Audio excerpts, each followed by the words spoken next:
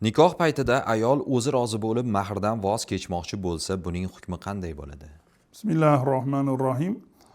Bu nikohdagi mahr o'sha Alloh taolo tomonidan buyurilgan buyruqlardan bo'lib, bu borada Niso surasida Alloh taolo Estağfirullah va atun nisaa saduqatihinna nihla, ayollarga mahrlarini chin ko'ngildan chiqarib bering. Xuddi bir hadya, sovg'a bergandaqa, ya'ni orinmasdan, malollanmasdan chin ko'ngildan chiqarib bering deydi.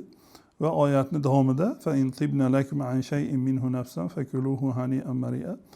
Ayollar mahrlarini qo'llariga olganlaridan keyin uni bir qismini olib qolib, qolganini qaytarib bersalar, haloli toyib bo'lgan holda yeyavering. Hani'an mari'a degani halolan toyiban.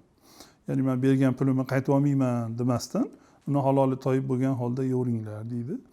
Shu oyatning tafsirida fuqaholar aytadilarki, demak, mahrdan ketish mumkin.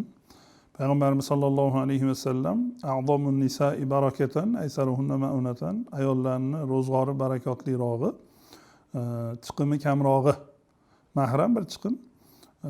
Boshqa bir hadis shariflarda mahrning eng yaxshisi, ya'ni kam chiqim, kam xarj bo'lgani deganlar.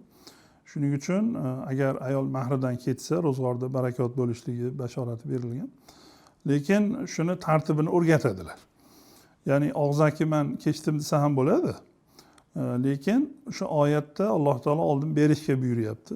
Shuning uchun erkaklar oldin o'sha belgilangan mahrni bersin, ayol qo'liga olsin, uni nima ekanligini his qilsin. Shundan keyin ozginasini bo'lsa ham, masalan 1000 so'm bo'lsa ham olib qolib, qolganini qaytarib bersa, shunda ham oyatga ham hadisga ko'rsatmasiga amal qilgan bo'ladi deyilgan.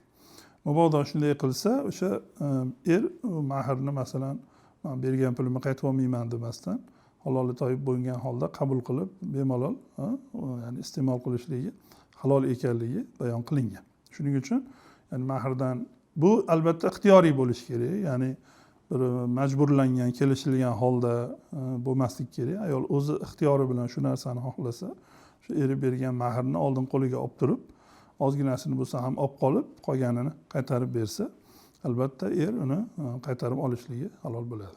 Allohu a'lam.